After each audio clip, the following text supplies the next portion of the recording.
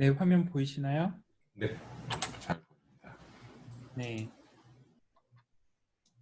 어, 네, 이제 지난 과제는 그 대회전 마지막 시간으로 이제 대회에 참가하는 게 과제였고 별다른 과제는 없었고요. 그리고 이제 대회가 마감됐습니다. 그래서 참가하신 여러분 모두 수고하셨고요. 네, 이제 그 다음 대회 공지는 이제 다음 시간 아니면은 중간고사 그 발표 이후에 발표 도중에 그 저희가 정해 가지고 공지를 하도록 하겠습니다. 네. 그 전까지는 이제 그 이번 대회 마무리 지으시고 그 코드 같은 거 이제 정리하시고 그리고 발표 자료 만드시고 그러시면 되겠습니다. 네, 이제 오늘은 그 파이프라인에 대해서 소개를 드리려고 해요. 이제 파이프라인이라고 하면은 그 어떤 거냐면 이제 지난번에 예시로 들었던 KDD 컵 저희 이제 제가 제출했던 솔루션 중 하나가 이제 이런 그 구조를 띠고 있는데 이제 그 이번 대회를 통해서 이제 경험해 보셔서 어느 정도 아셨겠지만 이제 대회를 진행을 하다 보면은 그 과정 중에 다양한 피처도 생성하게 되고 또 모델도 여러 가지 모델을 트라이 해보게 되고 또 각각의 모델에 따라서 이제 또 다른 종류의 파라미터를 적용해 보기도 하고 거기에다가 이제 스태킹 앙상블까지 적용을 하면은 이게 점점점 그 파이프라인이 그 전체적인 솔루션이 굉장히 복잡해지게 되죠. 그래서 이제 이런 솔루션을 나중에 그 우승을 하거나 아니면은 우승 그 상금권에 들었을 때 상금을 탈 수 있기 위해서는 이제 코드를 제출을 해야 되는데 그 코드가 어느 정도 결과물에 가깝게 이제 그 리프로듀스를 할 수가 있어야 돼요. 그런데 만약에 이제 대회 기간 내내 이제 개발하는 데만 그 중점을 두고 개발을 했다가 나중에 그 우연찮게 아니면은 그 공들인 결과로 좋은 성적을 거두게 됐는데 리프로듀스를 할 수 있는 코드를 이제 제출할 수 없이 그 코드가 너무 복잡해서 리프로듀스 할 수 있는 코드를 따로 제출할 수 없는 상황이 오는 경우가 종종 생기거든요. 그래서 이제 그 굉장히 복잡해질 수 있는 솔루션을 나중에 다시 리프로듀스 할 수 있게 하기 위해서 이게 첫 번째 그 목적이고 또 하나는 뭐냐면 개발하는 도중에도 이제 복잡한 솔루션을 개발하는 도중에도 그 어떤 그 컴포넌트에서 문제가 생겼을 때 그 문제를 그 빨리 그 찾아내고 빨리 고칠 수 있게 하기 위해서 이제 이런 어느 정도 관리가 필요한데 그냥 그 개발에만 집중을 하고 이런 그 이제 파이프라인에 신경을 안 쓰다 보면은 모델이 꽤 복잡해졌을 때 이제 전체적인 솔루션이 꽤 복잡해졌을 때 어디에선가 뭔가가 잘못되어 가지고 결과가 잘못 나오기 시작했을 때 그 이전 상태로 돌리는 게 굉장히 어려워질 수가 있어요. 그래서 이제 그 리프로듀시블 한 코드를 만들기 위해서 그리고 그 쉬운 디버깅을 위해서 이제 이런 좋은 파이프라인을 그 이제 만들고 이제 사용하는 게 필요합니다. 그래서 이제 좋은 파이프라인이라고 할 때 그 몇 가지 저희가 기대하는 어, 요소가 몇 가지 있는데 먼저 첫 번째는 버전 컨트롤이 되면은 좋아요. 그래서 내가 어떤 솔루션이 점차 그 향상이 되었을 때 그 히스토리를 전부 다 관리를 할 수 있는 그래서 만약에 어떤 버전이 새로운 버전을 내가 추가를 했는데 거기에서 오류가 발생을 한 경우에 이제 그 만약에 고칠 수 없는 오류라고 하면은 이전 버전으로 돌아갈 수 있게 그래서 그런 그 버전 컨트롤 그 시스템을 지원을 하는 파이프라인이 이제 그 필요하고 그다음에 두 번째는 그 모듈러 디자인을 하는 게 필요해요. 그 무슨 이야기냐면 이제 피처 엔지니어링, 모델링, 하이퍼 파라미터 튜닝, 앙상블링 이런 것들을 그 한 노트북에서 다 할 수가 있지만, 그런데 이제 그 좋은 파이프라인이라고 하면은 여러 가지 그 모듈들이 그 각각 독립적으로 이제 그 돌아갈 수 있어야 되고, 이제 그런 경우에 어떤 모듈에서 오류가 생겼다고 해서 다른 모듈에 이제 지장을 주지 않는, 그래서 이제 모듈러 디자인이라고 하는데, 그런 모듈러 디자인을 서포트를 할 수 있어야 되고요. 그 다음에 또 다른 거는 이제 디펜던시 체크. 이거는 뭐냐면 예를 들면 앙상블 같은 경우에는 그 싱글 모델이 트레인이 완료가 된 상태에서만 앙상블을 만들 수 있잖아요. 그리고 이제 하이퍼 파라미터 튜닝 같은 경우에는 피처가 다 이미 생성이 된 다음에야 그 모델 트레이닝이나 하이퍼 파라미터 튜닝을 할 수가 있죠. 이제 이처럼 그 다음 단계는 이전 단계의 그 스텝이 그 컴플리트 완료가 돼야지 다음 단계가 진행이 될 수 있는데, 만약에 그 솔루션 중에서 중간 단계에서 뭔가 문제가 생겼다. 예를 들면은 이제 모델의 예측 파일이 하나가 뭐 어떻게 그 사라졌다, 아니면 실수로 지워졌다. 그런데 그러면은 이 그 솔루션 파이프라인이 어떤 그 단계에서 필요한 파일이 그 존재하지 않다거나 아니면 문제가 생겼다는 거를 이제 인지를 하고 사용자에게 알려줄 수 있는, 이거를 디펜던시 체크라고 하는데, 이런 그 기능이 필요하죠. 만약에 이게 안 되면은 어떤 상황이 벌어질 수가 있냐면, 이제 꽤 자주 발생하는 건데, 그 어떤 그 예를 들면 앙상블을 하는데 모델 중에 한 모델이 트레이닝 그 프리딕션은, 학습 데이터 프리딕션은 그 있는데 테스트 프리딕션이 이제 프리딕션 파일이 없는 거예요. 근데 그러면 이제 앙상블을 할 때 그 학습을 할 때는 학습 프리딕션만 가지고, 학습 예측값을 가지고 모델을 학습을 하기 때문에 이제 학습은 정상적으로 수행이 되고, 이제 예측을 하려고 할 때 인풋 값으로 들어가는 게 개별 모델의 예측 값들이 학습 셋에 대한 시험 셋에 대한 예측 값들이 이제 앙상블의 인풋으로 들어가는데, 그중 하나가 전부 다 이제 값이 없는 거죠.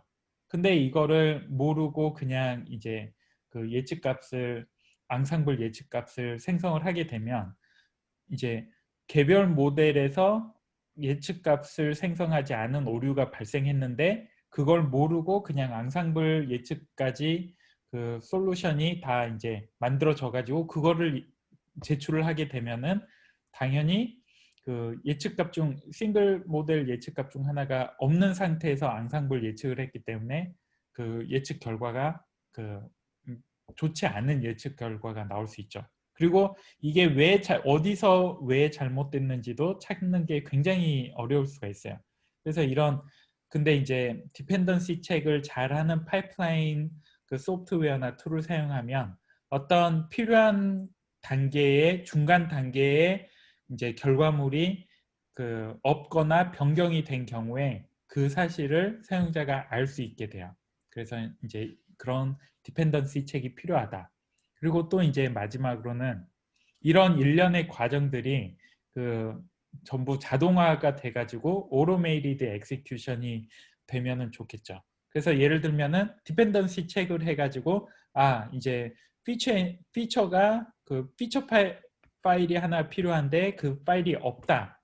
그러면은 그거를 그냥 사용자에게 알려주고 끝내는 게 아니라 그 피처 파일이 그 없거나 아니면 그 새로 생성해야 되는 상황이 됐을 때 그 앙상블 모델을 이제 학습을 시키려고 사용자가 실행을 했을 때 그런 어떤 피처가 없다. 그러면 그 피처 파일을 생성하는 코드를 이제 런을 하고, 그 다음에 개별 모델 실행하는 코드를 런을 한 다음에 그 다음에 앙상블 코드를 런을 하는, 이런 그 오토메이티드 엑시큐션이 되면은 이제 좋은 파이프라인이겠죠. 근데 이제 이게 상당히 그 버전 컨트롤, 모듈러 디자인, 디펜던시 체크, 오토메이티드 엑시큐션 이런 거를 노트북으로 하기는 어렵죠. 노트북은 하나의 파일에 이제 그 모든 코드가 다 들어가게 되는데 이제 저희가 단국대 그 대회 참가하면서 제가 강의마다 올린 노트북은 그나마 이제 모듈러 시켜서 이제 올렸잖아요. 그래서 피처 엔지니어링 노트북이 따로 있고 그다음에 개별 모델 학습하는 노트북이 따로 있고 파라미터 옵티마이제이션 하는 노트북, 앙상블 하는 노트북 이게 다 따로 이렇게 구분이 돼 있었는데 이제 이렇게 개인이 자기가 그 모듈러 디자인까지는 할 수가 있어요. 그리고 이거를 GitHub에 올려가지고 뭐 버전 컨트롤도 어느 정도 한다.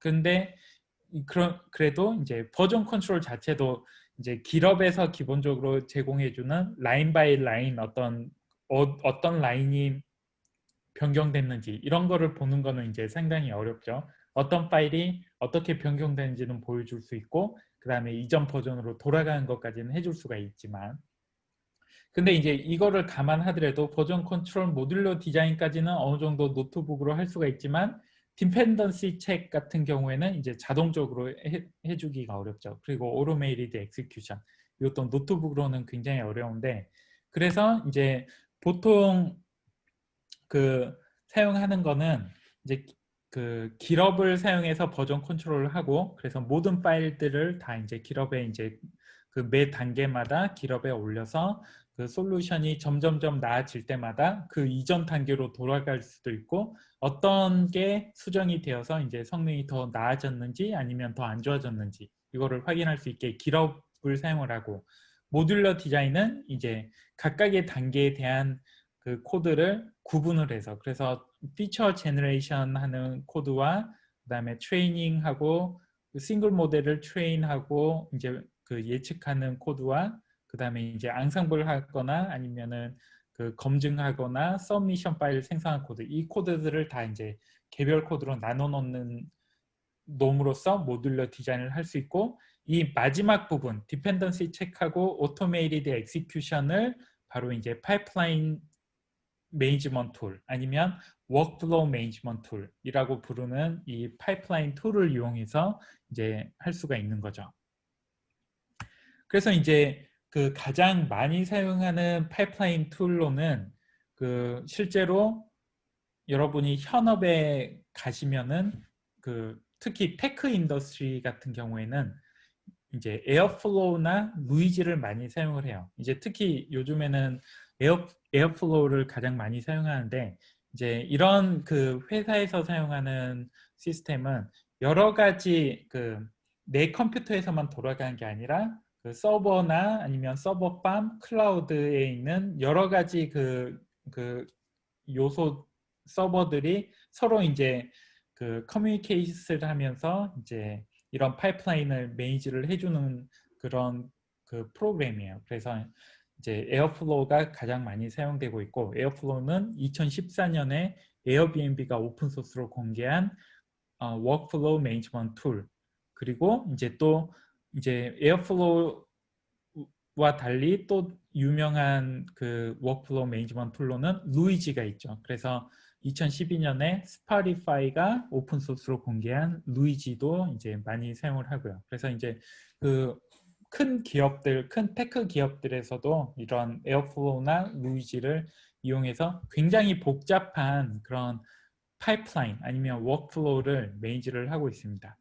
그런데 이제 개인이 어떤 대회에 참가할 때 에어플로우나 루이지를 사용할 수도 있겠지만 이제 그러면은 굉장히 좀 복잡한 그 뭐랄까 약간 오버킬 하는 게 되겠죠. 그래서 개인이 어떤 대회 같은 저 같은 경우에 대회에 참가할 때 제가 사용하는 그 파이프라인 툴 아니면은 또 이제 저 외에도 그 데이터 사이언티스트들이 이제 많이 사용하는 툴로서 그 GNU Make이라는 그 프로그램이 있어요. 이 프로그램은 굉장히 오래된 프로그램인데 1976년에 그 벨랩에 있던 스튜어트 펠만이라는 그 분이 개발을 하셨고 지금은 이제 맥OS나 리눅스에는 기본적으로 GNU Make이 기본으로 탑재가 돼 있어요. 그래서 별도의 어떤 프로그램 설치 없이도 이제 사용을 할 수 있고, 윈도우즈 사용자 같은 경우에도 WSL을 사용하게 되면 WSL은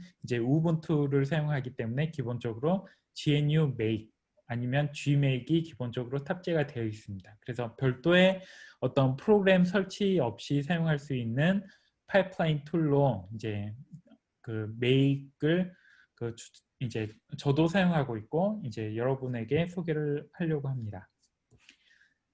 네.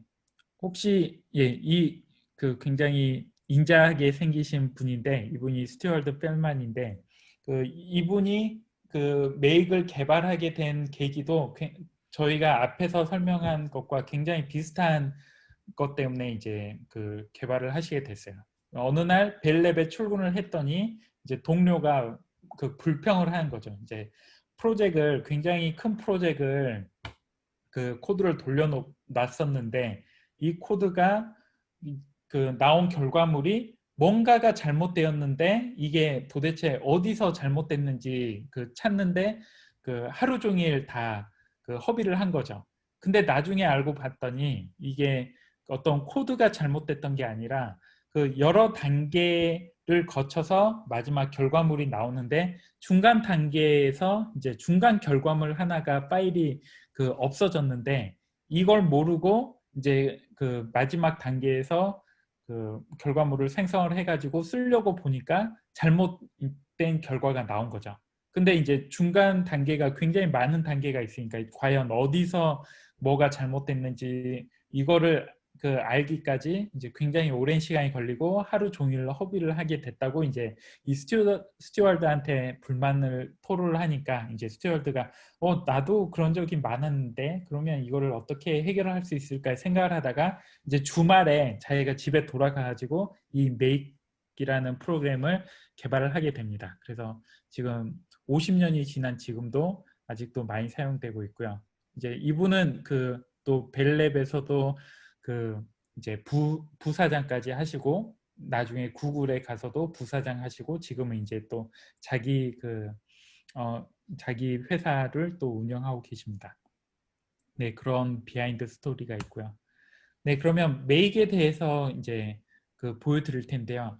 메이크는 이제 간단하게 사용하려면 굉장히 간단하게 사용할 수 있고 복잡하게 사용하려면 또 굉장히 복잡하게 사용할 수가 있어요. 그래서 튜토리얼 공식 GNU Make 튜토리얼 보면 이제 굉장히 두꺼운 튜토리얼인데 여러분들이 그 Make에 대해서 전부 다 아실 필요는 없고 제가 오늘 하려고 하는 거는 이제 이런 식으로 Make을 사용해서 파이프라인을 이제 컴피티션 파이프라인을 운용을 할 수가 있다.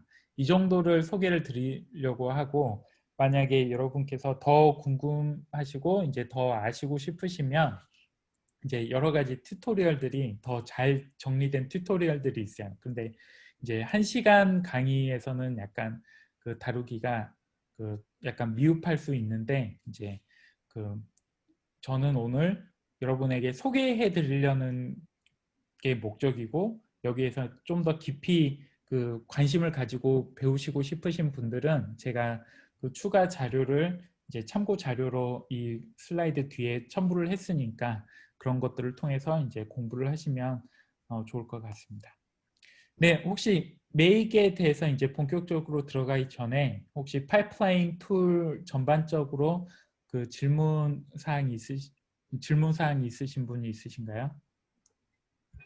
파이프 라인에 관련된 것은 아닌데요. 그때 그 제가 노트북을 이제 데이터를 결과물을 제출할 때요. 네, 코렉트하고 로컬 환경을 둘 다 병행해서 이제 앙상블을 했거든요. 근데 그렇게 하니까 이제 한 환경에서 앙상블을 했을 때랑 두 개의 환경을 병행해서 앙상블을 했을 때랑 결과 차이가 나더라고요. 그거에 대해서 한번 여쭤보고 싶습니다.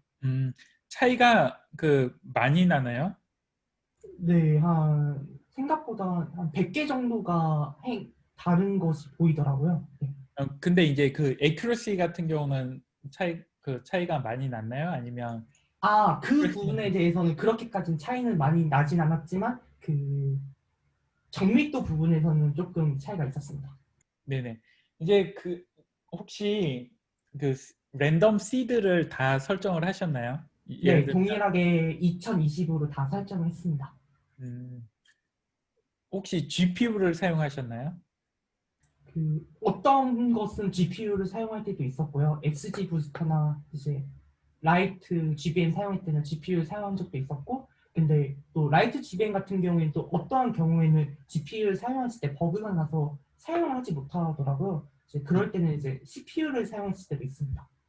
예, 이제 제가 그 물어본 이 그 것들이 이제 다른 결과가 나올 수 있는 그 어떤 다른 결과를 야기할 수 있는 그런 몇 가지 경우들이에요. 그래서 첫 번째 점검할 거는 이제 말씀드린 것처럼 랜덤 시드. 그래서 이제 그 사이클런 같은 경우에는 rand underscore state이라는 그 인풋 아규먼을 통해서 랜덤 시드를 픽스를 할 수가 있잖아요. 그래서 이제 그거를 동일한 값을 사용을 해야지 이제 동일한 그 예측 값이나 아니면 그 학습이 되는 거고, 그 이제 GPU랑 CPU 같은 경우에는 이제 랜덤 시드를 똑같이 준다고 하더라도 결과물이 다르게 나올 수 있어요. 이거는 이제 그 하드웨어적인 부분이라 어떻게 컨트롤할 수 없는 부분이에요. 그래서 만약에 그 리프로듀스를 정확하게 해야 된다, 그런 상황이다. 그럼 만약에 32만 개를 예측했을 때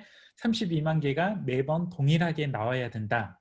이런 경우에는 그 CPU만을 사용해서 연산을 하셔야 되고요. GPU를 사용해서 연산을 한 경우에 이제 이게 차이가 있을 수 있어요. 이거는 그 어느 정도 감안을 해야 되고, 근데 이제 그 보통 컴퓨테이션에서 밸리데이션을 할 때는 그 예측 스코어가 어느 정도 비슷한 경우에는 이제 실제 예측 값이 차이가 있다고 하더라도 그거를 인정을 해줘요. 그래서 컴피티션에서 사용을 할 때는 CPU, GPU를 사용을 하더라도 GPU를 사용하더라도 그게 어느 정도 오차 범위 안에서 차이가 나는 거기 때문에 이제 그 정도는 그 괜찮다. 그 정도는 이제 그 리프로듀스 할 수 있다고 이제 판단을 해요. 그 정도는. 예, 크게 이제 그 두 가지고, 만약에 accuracy 차이가 확 난다. 그래서 크로스 밸리데이션 스코어를 봤는데 이제 그 두 환경을 사용했을 때랑 한 환경을 사용했을 때랑 차이가 그 너무 많이 난다. 이런 경우에는 중간에 어디선가 뭔가 그 중간 단계에서든 아니면은 뭐 코드든 데이터든 뭔가 문제가 생겼을 가능성이 높죠. 이제 그런 경우에는 디버깅을 해서 이제 어디서부터 차이가 나는지, 예를 들면 앙상블 결과물의 그 accuracy가 크로스 밸리데이션 스코어가 차이가 많이 났다. 그러면은 싱글 모델 예측 값은 차이가 많이 나는지 아니면은 비슷한지를 검증을 해보고, 만약에 싱글 모델에서는 그 차이가 별로 없었다. 그러면은 앙상블 코드나 아니면 싱글 모델 예측 값에서 뭔가 오류가 있었던 거고, 그렇지 않다. 그러면은 이제 싱글 모델 그 학습이나 피처 단계에서 뭔가 오류가 있었던 걸로 판단을 하고 이제 문제를 또 찾아봐야겠죠. 이제 그렇게 그 중간중간 단계의 아웃풋을 점검을 하면서 이제 오류를 확인할 수가 있고요. 근데 말씀하신 것처럼 지금 대답을 들어보니까 그 이제 크로스 밸리데이션 스코어나 아니면은 리더보드 스코어에는 큰 영향이 없었던 것 같은데, 그런 경우에는 GPU를 사용해서 발생할 수 있는 약간의 차이라고 이제 보여지고요. 이제 그런 경우에는 그 이제 그렇게 뭐 그거를 꼭 그 100개의 샘플을 정확하게 예측값이 동일하게 만들 필요까지는 없어요. 이제 대회 같은 경우에는. 정말 좋은 답변 감사합니다. 저 그리고 한 가지 더 질문 드려도 될까요? 네네. 그 실무에서 이런 작업을 할 때 주피터 노트북 같은 거로는 이렇게 파이프라인을 구성하기 어렵다고 하셨잖아요. 네. 처음에 어떠한 프로젝트에 접근을 했을 때 할 때도 처음부터 노트북을 사용하는지 아니면 이렇게 스크립트 파일을 만들어서 파이프라인으로 관리하는지에 대해서 좀 궁금합니다. 이제 그거는 어떤 회사마다 이제 개발 그 뭐 환경이나 아니면은 베스트 프랙티스들이 각각 다를 수 있는데 회사 문화도 다를 수가 있고, 근데 이제 제가 본 일반적인 방식은 어떤 EDA나 아니면 프로토타이핑을 할 때는 노트북으로 쭉 한 번에 다 해가지고 뭐 비주얼라이제이션도 보여주고 해가지고 이제 노트북을 사용해서 결과물을 이제 공유하는 게 괜찮은데, 프로토타입이 끝난 다음에 실제로 이제 디플로이를 할 때 모델을 어떤 실제 그 프로덕션 인바이러먼트에 디플로이를 한다, 아니면 어떤 제품에 실제로 적용을 한다, 이럴 때는 전부 다 스크립으로 바꿔가지고 이제 파이썬 그 소스 코드로 바꿔서 이제 그 디플로이를 하는 식으로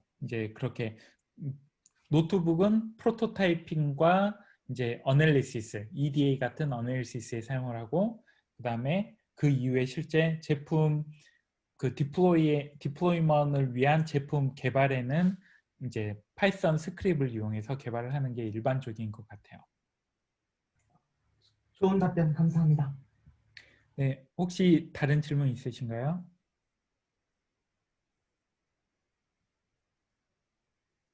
네, 없으시면 이제 메이크에 대해서 소개를 할 텐데요. 이제 메이크이 프로그램 이름은 메이크이고, 메이크이 그 생성하는 파일들 아니면은 그 메이크 프로그램을 그 사용하기 위해서 실제로 사용자가 그 작성해야 하는 파일들을 make files라고 그래요. 아니면 make file 아니면 make files.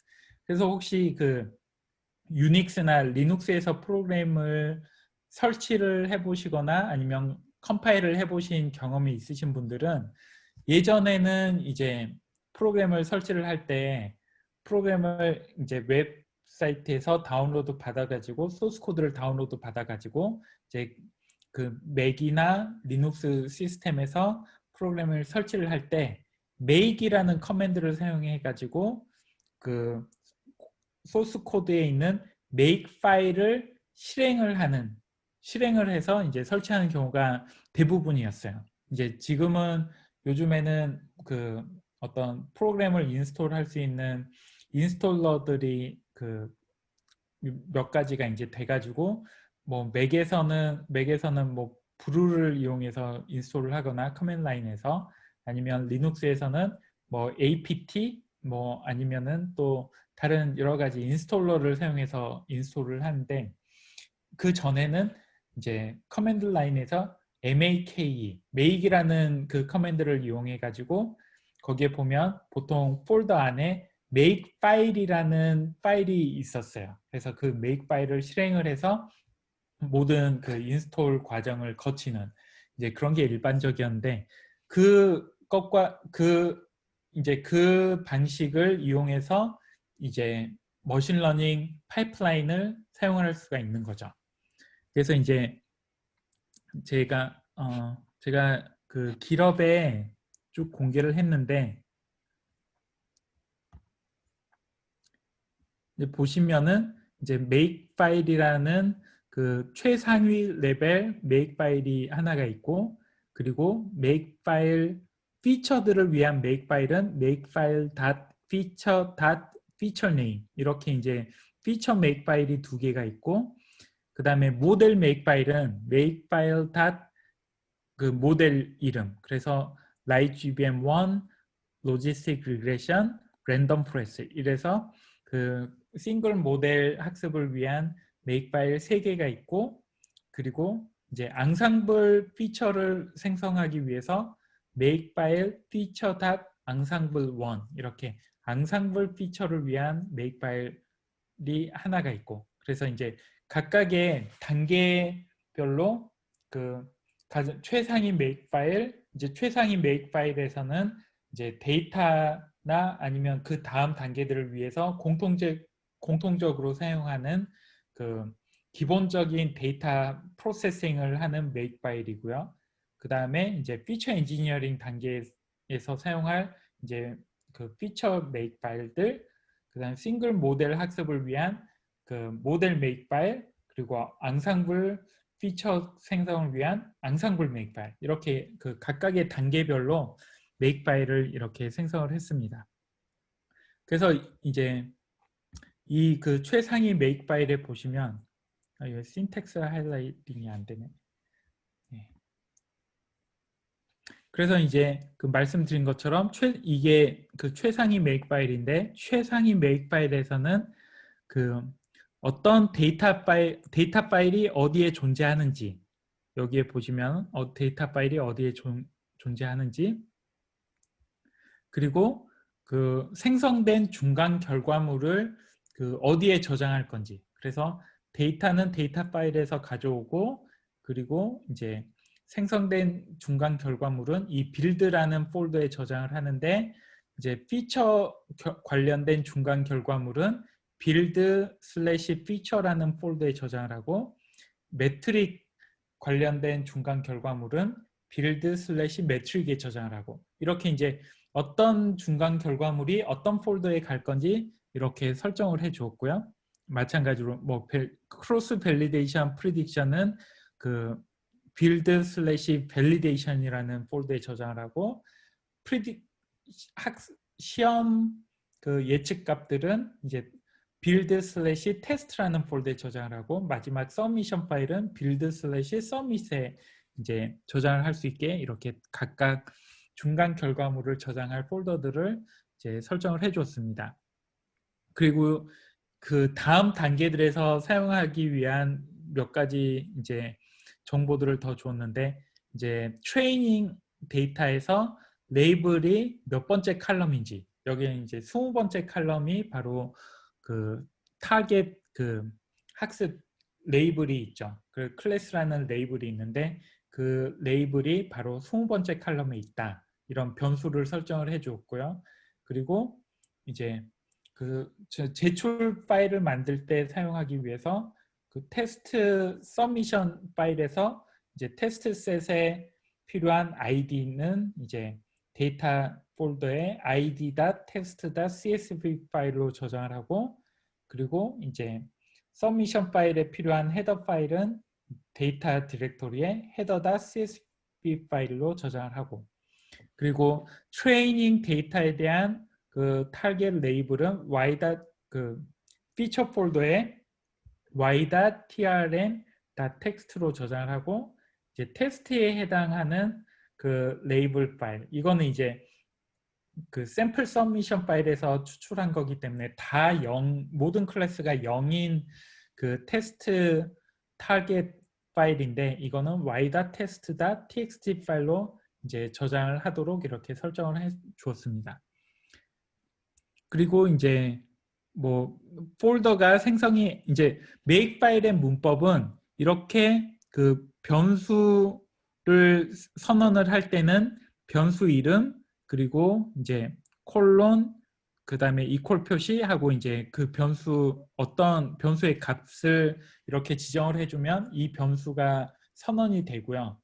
이제 make 파일에서 가장 중요한 문법이 바로 이 문법이에요. 그래서 이 문법은 뭐냐면 타겟, 그 생성해야 되는 타겟이 그 이 콜론 앞에 주어지고, 이 타겟을 생성하기 위한 이제 디펜던시들을 다음에 이렇게 그 명시를 해주게 됩니다. 그리고 이 디펜던시를 생성하기 위한 그 명령어는 바로 다음 줄에 탭으로 한 칸을 띄우고 명령어를 이렇게 주어주면, 이 dirs는 이제 여기에 선언이 되어 있는데, 데이터 디렉토리, 뭐 빌드 디렉토리, 피처 디렉토리, 이런 중간 결과물을 저장할 모든 디렉토리를 이제 이 디렉토리를 모은 거를 dirs라는 변수로 생성을 했는데, 만약에 이 dirs라는 변수가 없는 경우에 이거를 생성하기 위해서는 mkdir-p 하고, 이제 이 골뱅이 표시가 특수 문자인데 바로 타겟의 이제 타겟과 동일한 값을 이 골뱅이로 표시를 해요. 그래서 만약에 그 dir 빌드를 생성을 해야 된다. 그러면 dir 빌드가 없는 경우에는 make 디렉토리 명령어를 사용해서 -p 만약에 하위 디렉토리를 생성을 하는데 상위 디렉토리가 없는 경우에 상위 디렉토리도 같이 생성하는 옵션이에요. 이 -p가. 그래서 make dir -p라는 명령어를 이용해서 그 해당 디렉토리를 생성을 하라. 이 문법이에요. 그래서 target, dependency, 명령어. 이게 이제 make 파일의 대표적인 문법이라는 점을 알아두시고요. 그래서 예를 들면 헤더 파일, 저희가 헤더 파일을 이렇게 선언을 했잖아요. 데이터 디렉토리에 header.csv 파일인데 만약에 헤더 파일이 없다면 헤더 파일을 생성을 하려면은 어떻게 해야 되냐면 이 샘플 서미션 파일로부터 여기 샘플 서미션 파일은 데이터 디렉토리에 있는 샘플 서미션.csv 파일로 선언이 돼 있죠. 이 샘플 서미션 파일에 의존을 하는데 이 헤더 파일이 없는 경우에는 head라는 명령어를 통해서 head -1 그러면 그리고 이 꺽쇠 표시가 바로 dependency의 첫 번째 dependency를 이 꺽쇠 표시라는 특수 명령어로 특수 변수로 사용을 할 수 있어요. 그래서 이 샘플 서미션의 첫 번째 라인을 첫 번째 라인을 뽑아서 이제 리다이렉트하는 표시죠. 그걸 이용해서 이 헤더 파일을 생성을 하라라는 명령어고요. 그리고 비슷하게 id 테스트 같은 경우에 id 테스트는 그 테스트 파일에 id를 저장해 놓는 그 id.test.cs 파일로 저희가 데이터 밑에 이 파일을 지정을 했잖아요. 근데 만약에 이 파일을 생성을 하려면 마찬가지로 샘플 서미션 파일에 의존해서 생성을 하는데 그 생성한 명령어는 커맨드 라인의 그 명령어인 컷이라는 명령어를 통해서 이 컴마를 그 딜리미니터 이제 구분자로 사용을 해서 첫 번째 필드를 이 샘플 서미션 파일로부터 추출을 해가지고 그 다음에 이제 tail -n 플러스 2는 첫 번째 줄을 제외한 모든 파일이라는 뜻이에요. 그래서 이 샘플 서미션 파일로부터 그 첫 번째 그 칼럼을 추출한 다음에 첫 번째 줄을 제외한 첫 번째 줄은 헤더죠. 그래서 그 첫 번째 줄을 제외한 모든 값을 이용해서 이 id 테스트를 생성을 하라 이런 명령어고요. 그래서 이제 보시면은 이 make 파일을 통해서 저희 이제 이 차후에 사용될 id나 헤더 그리고 그 테스트 타겟 값, 트레인 타겟 값을 이제 생성하는 그 규칙을 이 make 파일에 이제 기록을 해 놓는 거예요. 그리고 마찬가지로 피처를 생성할 규칙을 이제 피처 make 파일에 추가를 해 놓고 알고리즘 개별 모델 학습을 위한 그 규칙을 알고리즘 make 파일에 설정을 하고 앙상블 피처를 생성하는 데 필요한 규칙을 앙상블 피처 make 파일에 이렇게 설정을 하는 겁니다. 그래서 이제 혹시 지금 이제 개별적으로 이 데이터 make 파일을 또 좀 더 자세하게 설명을 하고 피처 make 파일 설명을 하고 이렇게 하나하나 다시 설명을 할 건데 이 전체적인 그 흐름에 대해서 혹시 궁금하신 점 있으신가요? 네, 저 질문 있는데요. 네. 메이크 파일 방금 보여주신 코드들은 그 리눅스 환경에서 사용되는 건가요? 리눅스에서도 사용하실 수 있고 이제 맥에서도 사용할 수 있고 윈도우즈에는 이제 nmake이라는 또 make 파일이 있어요. 그 문법이 이제 동일한데 그래서 윈도우에서 사용할 수 있는 make 파일도 있기는 한데 근데 제가 추천드리는 거는 윈도우즈에서도 WSL을 사용하셔서 이 GNU make을 사용하시는 게 좋아요. 이제 GNU make이 가장 많이 사용되는 거기 때문에 만약에 실무에 그 나중에 졸업하시고 그 회사에 들어가시거나 아니면은 다른 사람들과 협업을 할 때 그 공통적으로 사용하는 게 GNU Make이기 때문에 윈도우에서만 사용하는 NMake보다는 이제 여러 플랫폼에서 동시에 사용할 수 있는 이 그 GNU Make을 사용하는 거를 추천을 드려요. 그래서 윈도우에서도 Make 파일이 있기는 한데 이제 윈도우에서는 WSL이나 아니면은 시그윈 같이 그 배식 그 환경을 제공해주는 프로그램을 사용하셔서 거기에서 이제 GNU Make을 사용하시면 이 Make을 사용할 수가 있어요. 네, 답변 감사합니다. 저 그 하나 더 질문이 있는데 네, 지금 이 전체적인 흐름이 저희가 어떤 거를 이제 하기 위한 과정인지 그게 궁금합니다.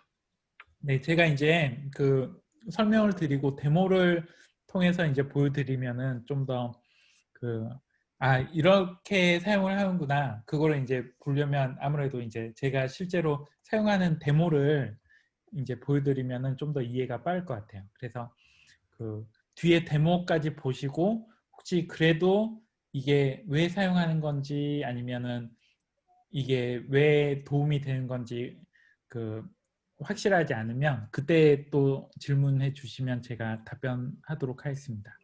네, 알겠습니다. 혹시 또 질문 네, 드려도 될까요?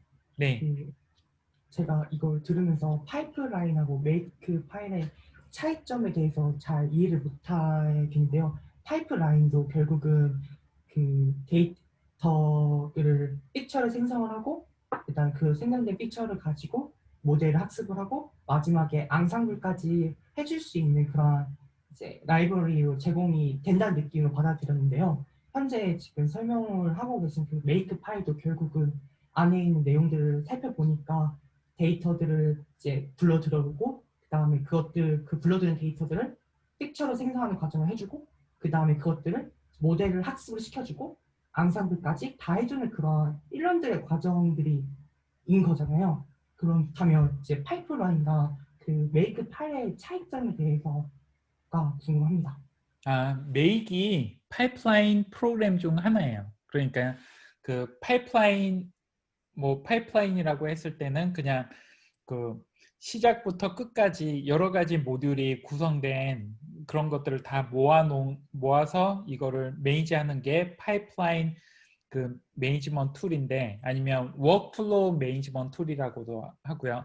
이 워크플로우 매니지먼트 툴 아니면 파이프라인 매니지먼트 툴에는 이제 그 실무에서 많이 사용하는 에어플로우나 루이지 같은 것도 있는데 이제 개인이 사용하기에는 이제 좀 더 간편한 메이크이라는 프로그램이 있고 그래서 그 오늘 제가 소개해 드리는 거는 에어플로우나 루이지를 통해서도 비슷한 이런 일을 할 수 있지만 이제 메이크를 이용해서 메이크 파일을 이용해서 이제 이런 파이프라인 매니지먼트를 하는 거를 이제 소개해 드리는 거예요. 그래서 메이크이 파이프라인 그 매니지먼트 툴 중 한 종류다, 하나다라고 이해하시면 됩니다. 답변 감사합니다. 제가 잠깐 착각을 했네요. 네, 감사합니다. 네, 네, 또 다른 질문 있으신가요? 교수님, 제가 그 메이크 파일을 이번에 처음 이렇게 적용해서 사용할 수 있는 걸 알게 됐는데 기존에 네, 루이지 같은 경우는 제가 기회가 있어서 한번 사용을 해봤거든요. 네, 네, 근데 루이지 같은 경우 이제 텍스트 위주로 해서 이제 생성을 해놓고 따로 이제 로컬호스트에서 모니터링할 수 있는 웹페이지나 이런 걸 지원을 해주는데 네. 혹시 메이크 파일 같은 경우는 파이썬 이제 트레이스백 뜨는 거를 제외하고 또 따로 이제 그런 약간 모니터링 툴이나 그런 것도 혹시 제공이 되는 건가요? 이제 메이크 파일은 그 가장 기본적인 기능만 제공을 하고 이제 그런 모니터링 같은 경우는 약간 이제 제가 보여드릴 그 제 워크플로우에 보면은 제가 어떻게 모니터링 하는지 그 제가 소개를 드릴 텐데 약간 그 수동으로 돼 있어요. 근데 이제 루이지나 뭐 에어플로우 같은 경우에도 그 중간중간 자기가 모니터링 하고자 하는 컴포넌트에 대해서 그 설정을 해야 되는데 그런 설정하는 것 비슷하게 이런 make 파일에서도 이제 로깅을 하면 그 로깅을 통해서 어느 정도 모니터링이 가능한데 이제 그 단점은 루이지나 에어플로우 같은 어떤 비주얼라이제이션이나 그 UI 툴은 따로 제공을 하고 있지 않죠. 이제 그만큼 그 가볍게 사용할 수 있다는 장점이 있지만 이제 여러 가지 간편한 그런 기능들은 그 없는 게 죄송합니다. 예, 없는 게 많다고 보시면 됩니다. 네, 감사합니다. 네. 네, 또 다른 질문 있으신가요? 네, 그러면은 이제 개별 make 파일을 제가 잠깐 소개를 드릴게요. 그리고 이제 실제로 어떻게 사용하는지 데모를 보시면 그냥 아니면 데모를 먼저 하는 게 나으려나? 아니, 그래도 일단 잠깐 설명을 드리고 데모를 하도록 하겠습니다. 그래서 이 데이터 make 파일은 이제 최상위 그 make 파일에 이제 그 설정을 이제 한 건데 그 대충 제가 설명을 드렸죠. 그래서 이제 그 중간 파일들을 어디에 저장을 할 건지 이제 쭉쭉쭉 선언을 해주고 그 필요한 그 변수들을 다 이렇게 앞부분에는 변수들을 쭉 선언을 해줬고 그 다음에 이제 뒷부분에는 이제 디렉토리를 디렉토리가 없을 때 생성해야 하는 규칙 그리고 헤더 파일이나 id 파일 그리고 타겟 파일이 없을 때 생성해야 하는 규칙 이 정도를 이제 그 명시해 준 거고요. 이제 피처 메이크 파일 같은 경우에는 앞에서 그 생성한 그 전체 메이크 파일을 그 최상위 메이크 파일을 그 임포트를 했죠. 그래서 메이크 파일에서는 include라는 그 명령어를 통해서 다른 메이크 파일을 이제 불러올 수가 있어요. 그래서 이 경우에 이제 피처 파일이 J1 피처, J2 피처 이렇게 여러 가지 피처 파일이 있을 때 거기에 그 공통 분모는 아까 앞서 보여드린 최상위 메이크 파일을 어떤 공통 분모로 사용을 할 수가 있어요. 그래서 그 모든 그 피처 메이크 파일에서 첫 번째 줄에 include make 파일 하면은 앞서 그 최상위 메이크 파일에서 정의한 모든 변수들과 규칙들을 이제 그대로 가져와서 이 피처 메이크 파일이 사용을 하는 거죠. 그래서 이제 이 피처 메이크 파일에서 하는 거는 피처 이름을 이렇게 그 선언을 하고 그래서 J1이라는 피처를 선언을 했죠. 그리고 이제 코멘트는 이렇게 샵 표시를 주면은 메이크 파일에서는 그게 코멘트예요. 그래서 이 부분은 실행이 되지 않는 첫 세 줄은 실행이 되지 않는 코멘트 부분입니다.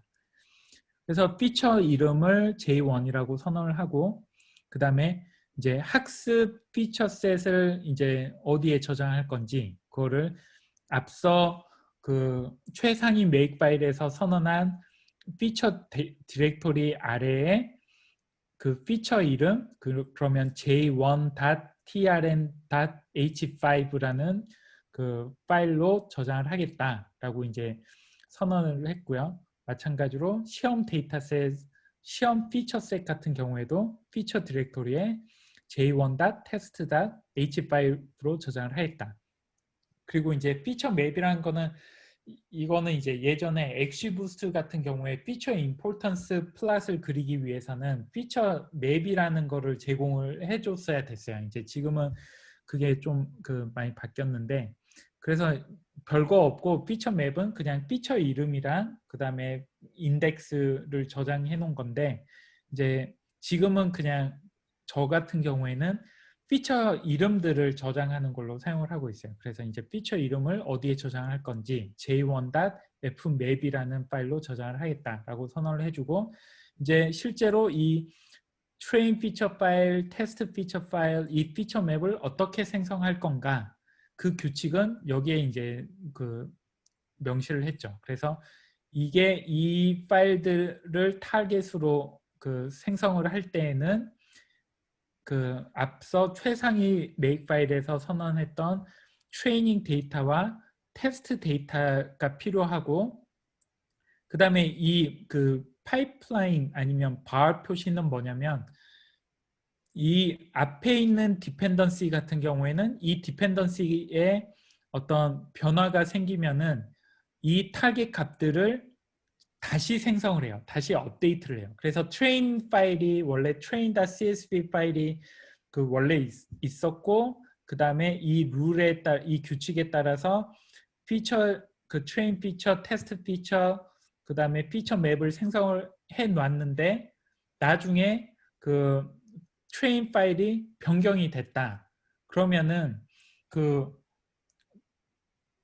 다음 단계에서 모델을 학습할 때 이 파일들이 이미 생성이 됐다고 하더라도 그 파일을 그대로 사용을 하는 게 아니라 이 파일들을 다시 생성을 하게 돼요. 이 변경된 트레인 데이터 파일을 가지고 이 피처 셋들과 피처 맵을 다시 생성하는 그런 종류의 디펜던시. 그러니까 이 앞에 앞에 그 적은 디펜던시는 만약에 이 디펜던시 중 하나가 변경이 되는 경우에는 이 타겟 파일들을 다시 생성해야 되는 그런 경우의 디펜던시를 이 바 앞에 명시를 하고요. 이 바 뒤에 명시하는 거는 이 디펜던시가 이 타겟을 생성하는데 필요하기는 하지만 이 디렉토리가 변경이 되더라도 이 타겟 파일들이 생성이 돼 있기만 하면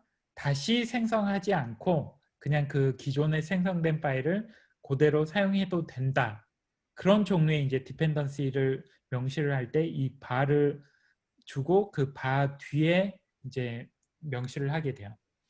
그래서 이 경우에는 이 규칙이 어떤 규칙이냐면 이 학습 피처, 그 다음에 시험 피처 맵 파일을 생성을 할 때 그 트레인 데이터와 테스트 데이터를 사용하고 만약에 트레인 데이터나 테스트 데이터가 변경이 된다면 이 파일들을 다시 생성을 해라.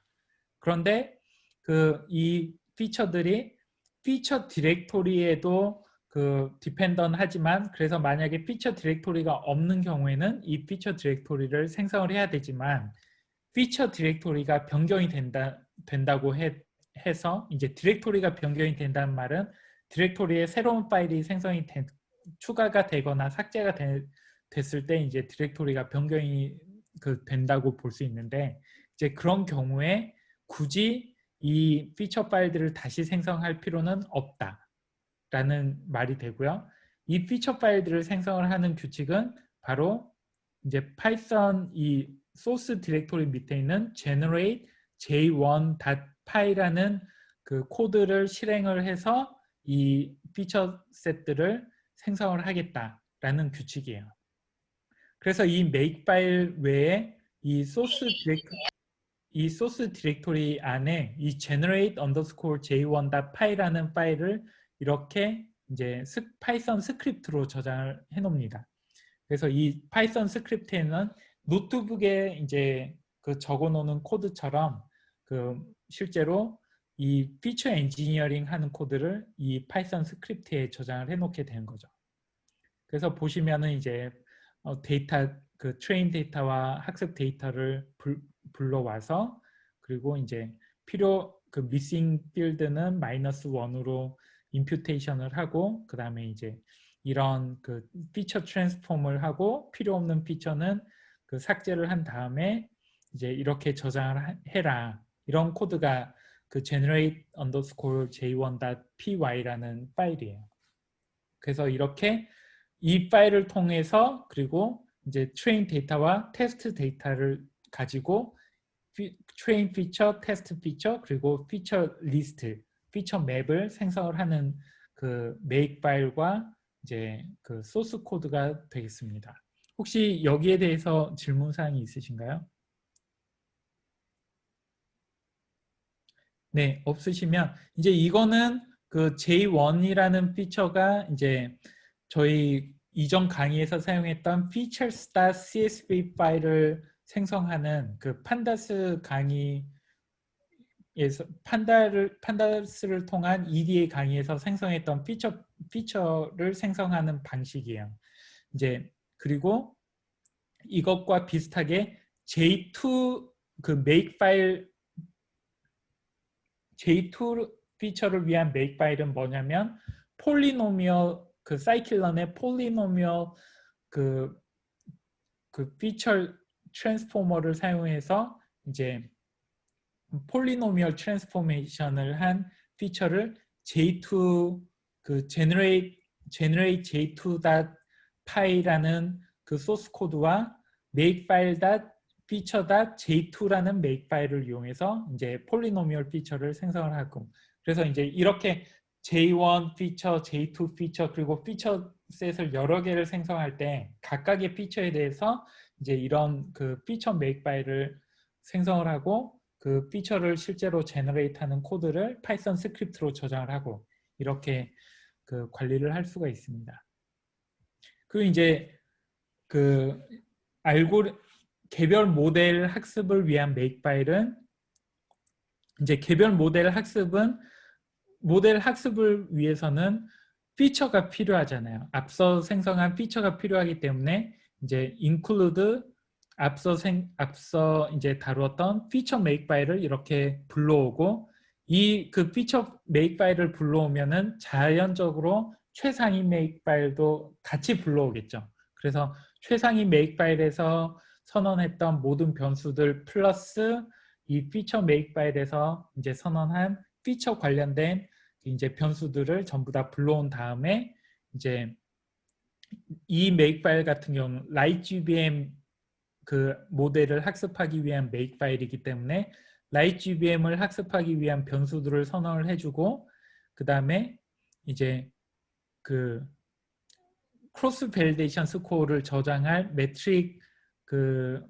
파일을 선언해주고 크로스 밸리데이션 프리딕션 파일을 저장할 변수 그리고 테스트 프리딕션을 저장할 변수 그리고 이제 피처 임포턴스를 저장할 변수 이렇게 이제 필요한 변수들을 쭉 선언을 해 주었어요. 그리고 이제 all이라는 그 키워드는 뭐냐면 만약에 make 파일을 이제 그 실행을 했을 때 어떤 타겟을 생성을 할 건지 변수로 줄 수가 있어요. 그래서 make 커맨드 다음에 어떤 변수를 이제 어떤 그 타겟을 이제 생성을 할 건지 그거를 변수로 줄 수가 있는데 만약에 그 변수가 없는 경우에는 이 all이라는 그 키워드에 해당하는 그 것들을 이제 생성을 하게 돼요. 그래서 이제 이 LightGBM make 파일 같은 경우에 뒤에 키워드 그 변수를 따로 주지 않는 경우에는 이제 validation이란 타겟과 submission이라는 타겟을 실행을 해라 라는 뜻이 되겠고요. validation은 뭐냐면 바로 매트릭, 이 크로스 밸리데이션 매트릭을 생성을 하라는 거고 submission은 이 submission 파일, 그 테스트 submission 파일을 생성을 해라 라는 이제 게 되겠고요. 이 매트릭 그 밸리데이션 매트릭을 그러면 어떻게 생성을 하느냐? 그 룰은 이제 여기에 보면 매트릭 그 밸리데이션 매트릭을 생성하기 위해서는 프리딕션 매트릭과 그 Ytrain이 필요한데 이 프리딕션 매트릭과 Ytrain을 가지고 이 evaluate.py라는 소스 코드를 이용해서 이제 매트릭을 이제 생성을 한다. 그러면은 이 그 밸리데이션 프리딕션은 어떻게 생성을 하느냐? 그거는 또 이제 여기에 선언이 돼 있죠. 그 밸리데이션 프리딕션은 테스트 프리딕션과 함께 생성이 되는데 이거를 생성하기 위해서는 트레인 피처와 테스트 피처 그리고 피처 맵이 필요하고 이제 실제로 생성하는 명령어는 소스 디렉토리 밑에 있는 train, predict 그리고 알고리즘 lightgbm1.py라는 소스 코드를 이용해서 이 그 prediction 그 validation prediction, test prediction을 생성을 할 수 있다. 이제 그런 말이에요. 그래서 이 test predict 코드를 보면 저희가 그 노트북으로 역시 lightgbm 그 모델을 학습할 때 썼던 코드들이 이제 기본적으로 들어가 있고요. 그리고 evaluate.py에는 그 이제 그 scikit-learn의 accuracy score 함수를 이용해서 이제 그 크로스 밸리데이션 스코어를 계산하는 코드가 들어있고, 그리고 submission 파일은 이제 write submission.py라는 코드를 이용해서 이제 생성을 하게 되는데, 마찬가지로 그 write submission.py는 이제 prediction 파일과 sample submission 파일을 불러와서 이제 그 새로운 submission 파일을 생성한 코드가 이렇게 작성이 되어 있습니다. 그래서 앞에 피처 파일보다는 약간 복잡하죠. 이제 모델을 생성을 했을 때는 모델을 학습을 하기도 해야 되고, 그 다음에 크로스 밸리데이션 스코어를 이제 계산도 해야 되고, 마지막으로는 이제 서미션, 개별 모델에 대한 서미션 파일도 생성을 해야 되기 때문에 각각의 그 기능을 하는 그 소스 코드들이 이제 필요하고, 이 코드들을 불러주는 이제 순차적으로 불러주기 위해서 이제 매트릭을 생성할 때는 이 그 프리딕션 파일이 필요하고, 프리딕션을 생성할 때는 이 이제 train predict이라는 펑션을 통해서 사용하고, 이제 submission 파일은 테스트 프리딕션을 이용해서 이제 생성을 하고, 이런 그 중간 단계들을 이제 하나하나 다 이렇게 명시를 해준 것을 볼 수가 있습니다. 혹시 그 모델 학습 메이크 파일에 대해서 질문 사항이 있으신가요? 네, 이제 이게 가장 복잡한 거예요. 그래서 앙상블 같은 경우에는 이제 앙상블은 스태킹을 보면은 앙상블 그 피처가 개별 모델의 예측 값을 이제 인풋 피처로 한다. 이제 그 차이지, 실제 모델 그 사용된 앙상블에 사용된 모델은 개별 모델을 그대로 사용할 수가 있잖아요. 그래서 이제 앙상블 같은 경우에, 스태킹 같은 경우에는 앙상블 피처 생성하는 메이크 파일만 그 필요하고, 앙상블 모델을 학습하는 메이크 파일은 별도로 필요하지가 않아요. 그래서 앙상블 모델을 학습하는 메이크 파일은 이전 슬라이드에서 본 그 개별 모델 학습 그 메이크 파일을 그대로 사용하시면 되고, 대신에 이제 앙상블을 하기 위해서는 개별 모델의 예측 값을 가지고 인풋 피처를 생성해야 되기 때문에 거기에 해당하는 이제 앙상블 피처 메이크 파일을 이렇게 그 명시를 해줍니다. 그래서 이제 이 앙상블 메이크 파일에는 앙상블 피처 이름을 선언을 하고, 이 앙상블에서 사용할 이제 기본 그 베이스 모델을 어떤 모델들을 사용할 건가. 그래서 LightGBM J1 피처로 LightGBM을 학습한 모델과 J2 피처로 로지스틱 리그레이션을 학습한 모델, 그리고 J1 피처로 랜덤 포레스트를 학습한 모델, 이 세 가지 모델을 사용해서 앙상블 피처를 생성을 하겠다라고 이제 선언을 해준 거고요. 그러면 이제 실제로 이 그 앙상블 피처를 생성할 때는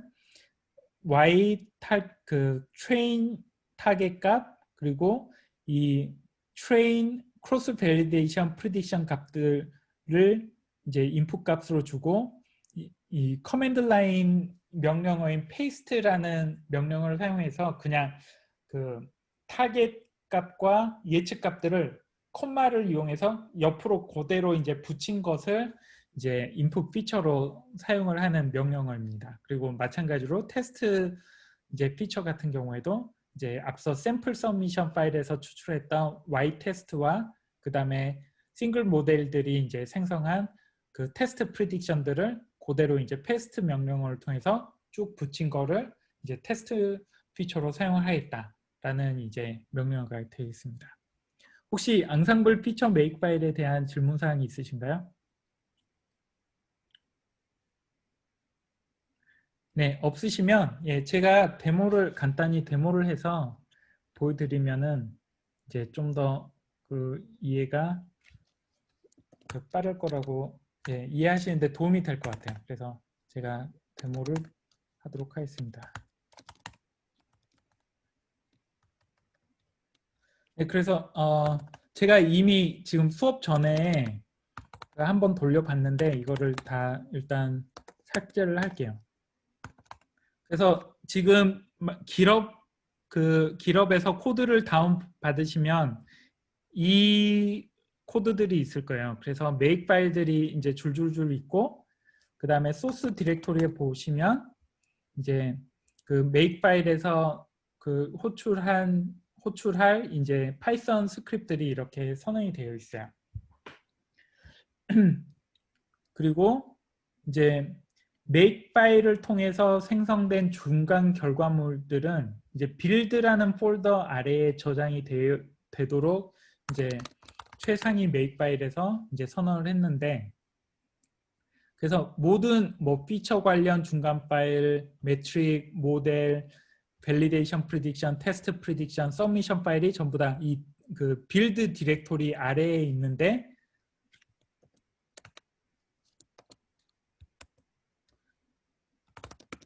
잠깐만요.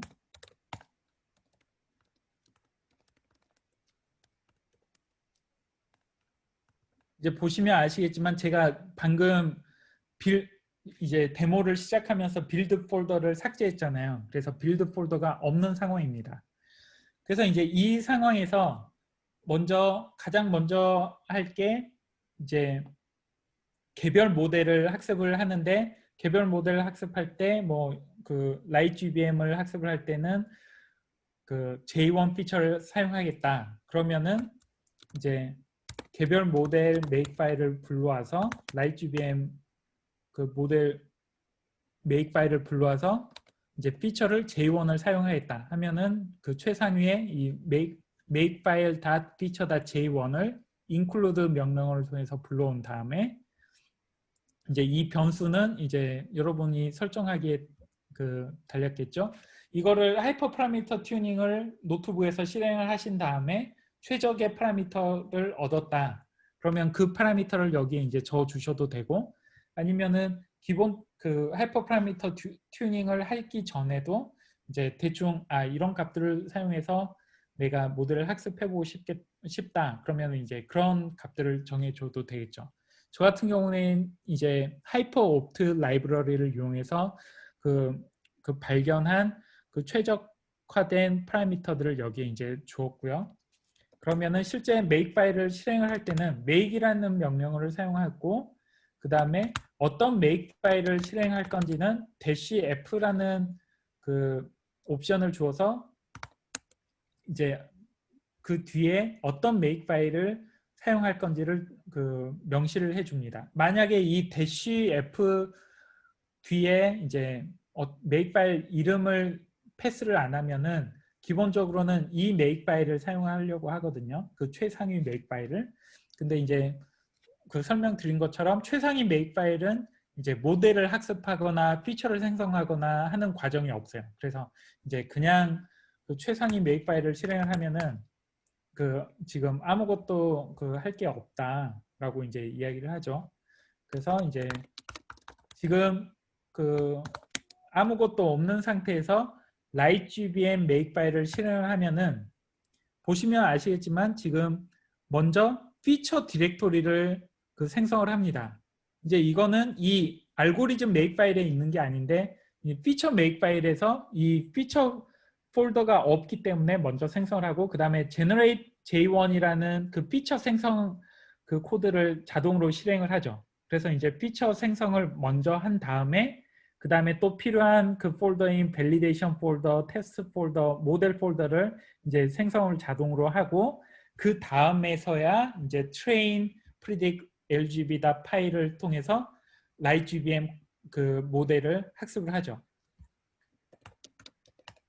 그래서 앞서 이제 이런 것들을 모니터링을 어떻게 하느냐라고 질문을 하셨는데, 이제 저 같은 경우에는 이걸 로그 파일로 저장을 해요. 그래서 이렇게 로그 파일에 이제 보시면은 각각 지금 어떤 단계, 뭐 몇 시에 어떤 단계가 실행이 됐고, 뭐 지금 어디에 있다, 이런 거를 대충 볼 수가 있죠. 이제 이런 로그를 주기 위해서는 이거 코드에 train LightGBM 코드에 보면 파이썬에서 그 로그는 기본적으로 이 로깅 라이브러리를 통해서 할 수가 있어요. 그래서 로깅 이제 가장 기본적인 로깅은 이런 베이직 config라는 그 함수를 사용하시면은 기본적인 로깅을 할 수가 있고, 이제 로그 파일을 어디에 저장할 건지 이렇게 파일 이름을 줘주면은 이제 그 파일로 로그를 생성할 수 있습니다. 그러면은 이제 노트북에서는 보통 프린트 명령어를 통해서 중간 값들을 확인을 하잖아요. 근데 이제 프린트 대신에 이 로깅 펑션을 통해서 출력하고 모니터링하고자 하는 내용들을 이제 쭉 이렇게 그 프린트 대신에 로깅을 사용해서 실행을 해주면 이제 각각의 단계에서 이제 이런 그 메시지를 콘솔이 아닌 이 로그 파일에 그 프린트를 해주게 됩니다. 그러면 나중에라도 이 로그 파일을 확인을 하면 어떤 단계가 뭐 어떤 결과가 나왔고 뭐 시간은 얼마나 걸렸다 이런 것들을 확인을 할 수가 있죠. 네, 그래서 이제 LightGBM 같은 경우엔 저희가 5fold cross validation을 사용하기 때문에 지금 이제 시간이 좀 걸리는데요. 지금 first fold, second fold, third fold까지 했고 이제 2번 폴드를 더 하겠죠. 근데 이제 그 전에 제가 그 이제 노트북을 사용해서 모든 파이프라인을 다 그 관리를 하는 경우에 한 모델을 학습하고 있으면 다른 모델을 학습하는 게 쉽지 않겠잖아요. 근데 이제 그 지금 저희는 여러 개 그 모델을 한꺼번에 학습하는 것도 가능합니다. 그래서 예를 들면은 동일하게 랜덤 포레스트를 내가 학습을 하겠다. 그러면은 랜덤 포레스트 메이크 파일을 실행을 하면은 이 경우에는 이미 J1 그 피처가 이미 생성이 됐기 때문에 J1 피처 생성하는 코드는 실행하지 않고 바로 트레인 랜덤 포레스트 학습하는 코드를 바로 실행을 하죠. 그리고 비슷하게 로지스틱 리그레션을 학습하는 메이크 파일을 실행을 하면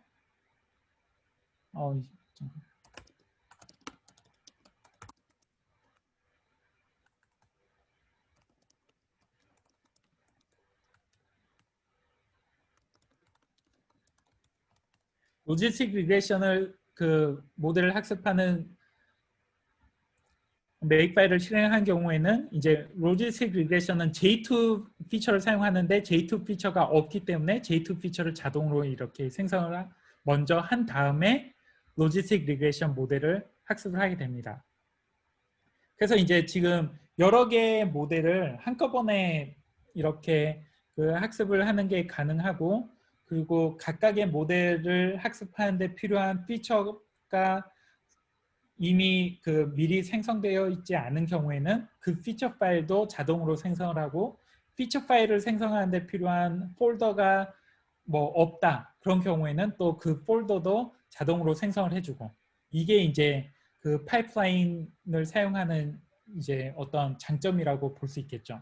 파이프라인을 사용하지 않는다면 만약 모델을 학습을 시켰는데 뭐 중간에 필요한 중간 결과물이 하나가 없다, 아니면 폴더 이름이 잘못됐다, 그런 경우에는 그냥 그 시점에서 이제 에러가 나면서 실행이 중단되거나, 아니면은 그 실행이 되긴 되는데 그 결과물이 전혀 엉뚱한 결과물이 나오고 그 결과물이 왜 잘못됐는지 이제 그 확인하기 그 디버깅하기가 굉장히 곤란하거나 이런 그 경우가 발생할 수 있죠.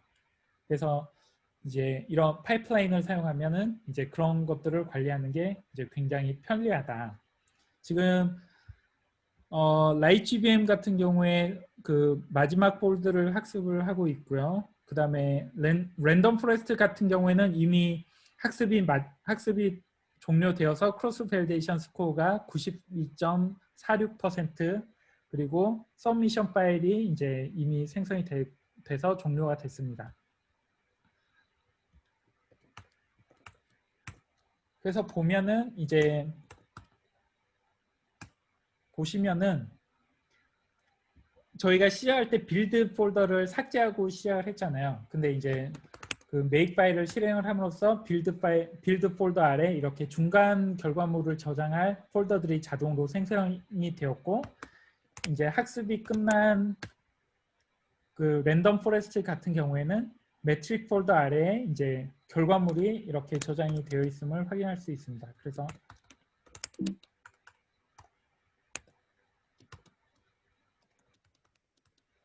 보시면은 랜덤 포레스트 J1 피처를 가지고 학습한 랜덤 포레스트 모델 같은 경우에 이제 밸리데이션 그 스코어가 매트릭 폴더 아래에 저장이 되었고, 피처 임포턴스가 모델 폴더 아래에 저장이 되었고, 그리고 서미션 파일은 서브 디렉토리 아래, 그리고 테스트 프리딕션은 테스트 폴더 아래, 크로스 밸리데이션 스코어는 밸리데이션 폴더 아래, 이렇게 각각 그 저장이 되어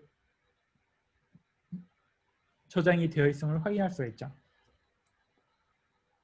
네, 지금 이제 막 라이트GBM도 이제 학습이 끝났네요. 그래서 7분 25초가 걸렸고, 그 밸리데이션 스코어는 93.30%가 나왔고요. 이제 서미션 파일을 저장을 했죠. 생각보다 로지스틱 리그레이션이 시간이 좀 걸리네요. 그래서 이제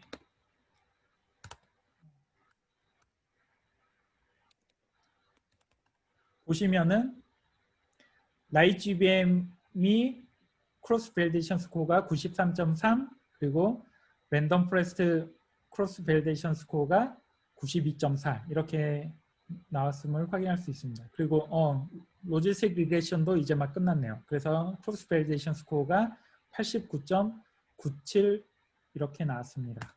그래서 보시면 라이트GBM이 제일 성능이 좋고, 그 다음에 랜덤 포레스트, 로지스틱 리그레이션 이런 순서로 이제 성능이 좋은 것을 확인할 수 있죠. 이제 그 다음에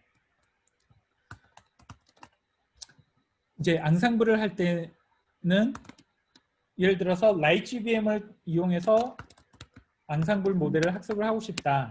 그러면은 이 피처 그 make 파일을 임포트를 할 때 F1 피처 대신에 앙상블 피처를 이렇게 임포트를 하시고,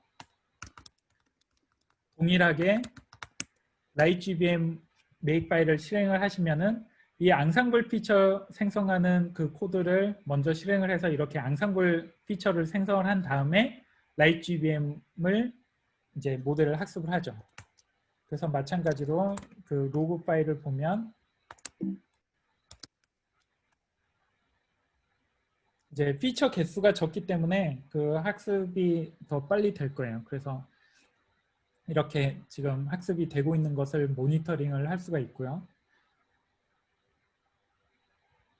이제 이렇게 지금 라이트GBM, 랜덤 포레스트, 로지스틱 리그레이션의 예측값들을 이제 결합해서 지금 그 결합한 것을 인풋 피처로 사용해서 라이트GBM이나 랜덤 포레스트나 로지스틱 리그레이션 알고리즘을 또 학습을 할 수가 있죠.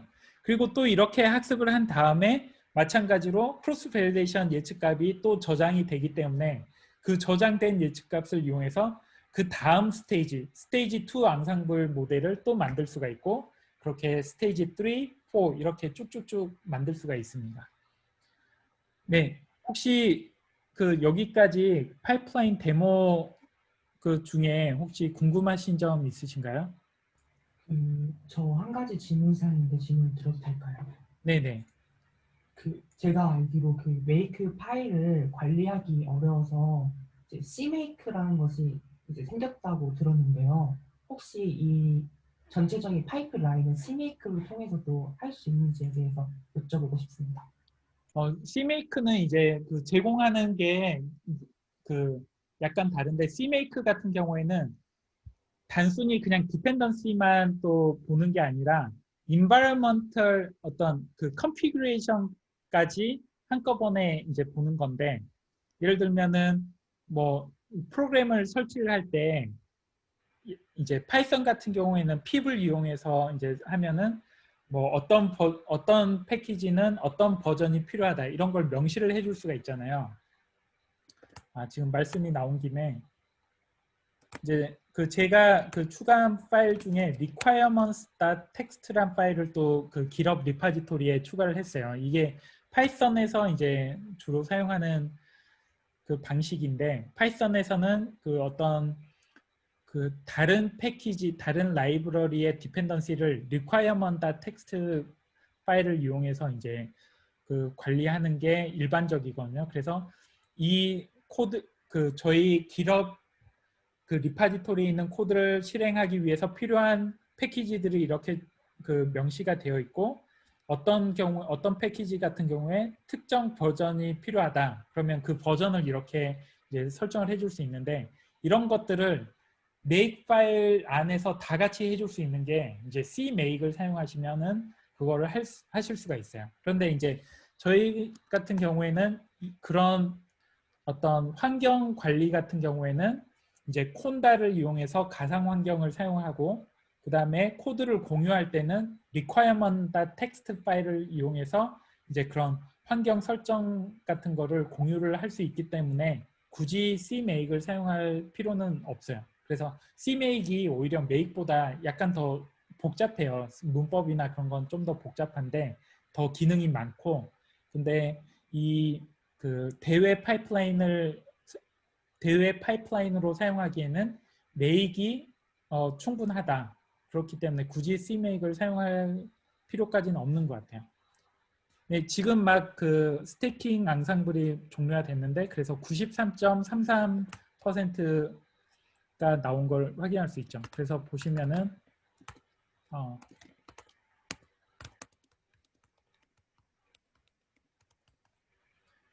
이제 그 싱글 알고리즘 중에 가장 좋은 성능이 RightGBM 그 J1이었는데 이제 그것보다 이제 0.03%, 0.35% 이제 더 향상된 결과를 이제 확인할 수가 있습니다.